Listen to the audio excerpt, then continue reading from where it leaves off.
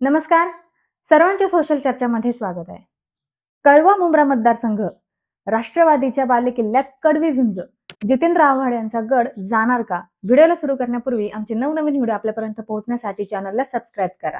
ठाणे महानगरपालिका क्षेत्रात असलेला परंतु ठाणे लोकसभा मतदारसंघात मोडत नसलेला मतदारसंघ म्हणजे कळवा मुंब्रा मतदारसंघ. 2009 पूर्वी हा मतदारसंघ बेलापूर मतदारसंघात मोडत होता. तेव्हा गणेश नाईक यांनी बरीच वर्ष इथं नेतृत्व केलं. परंतु 2009 ला मतदारसंघाची पुनर्रचना झाल्याने कळवा मुंब्रा मतदारसंघ निर्माण झाला आणि तेव्हापासून राष्ट्रवादीचे जितेंद्र आव्हाड यांच्याकडे हा मतदारसंघ आहे. परंतु आता राष्ट्रवादीतील फुटीमुळे ही जागा कोणाला मिळते हे पाहावं लागणार आहे.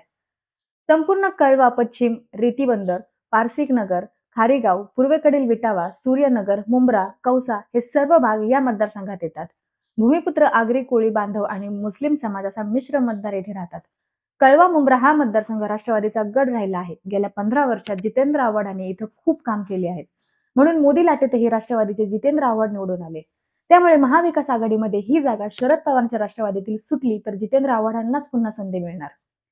तर महायुतीमध्ये ही जागा अजित पवारांच्या राष्ट्रवादीला जाण्याची शक्यता आहे. त्यामुळे या जागेवरून मुस्लिम उमेदवार उभा करून अजित पवार गटाकडून कळवा मुंब्रा मतदारसंघ आपल्या ताब्यात घेण्याचा प्रयत्न करतील अशी चर्चा आहे. त्यामुळे या मतदारसंघातून नजीब मुल्ला यांनी उमेदवारी मिळण्याची शक्यता आहे. गेल्या 15 वर्षापासून मुंब्रा कळवा विधानसभा मतदारसंघात घड्याळ चिन्हावर निवडणूक लढवली जात आहे. तसेच घड्याळ चिन्हावरच इथं उमेदवार निवडून आलेले आहेत.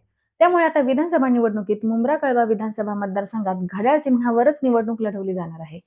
आज आम्ही या संदर्भात स्पष्ट करत आहोत की पक्ष जो उमेदवार देईन त्या उमेदवाराला आम्ही निवडून आणणार आहोत, असं नजीब मुल्ला काही दिवसांपूर्वी म्हणाले होते. त्यामुळे महायुतीकडून नजीब मुल्ला यांना उमेदवारी मिळण्याची दाट शक्यता वर्तवली जात आहे. तसंच AIMIM या पक्षानेही इथून उमेदवार उभा केल्यास कडवी झुंज होऊ शकते.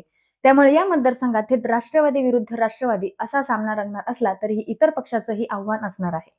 तर मंडळी, तुम्हाला काय वाटतं, कळवा मुंब्रा मतदारसंघात कोण विजयी होऊ शकतं हे आम्हाला कमेंट करून नक्की सांगा. आणि जर तुम्ही हा व्हिडिओ फेसबुक आणि इंस्टाग्रामवर पाहत असाल तर आम्हाला नक्की फॉलो करा, म्हणजे आमचे येणारे नवनवीन व्हिडिओ तुमच्यापर्यंत पोहोचतील.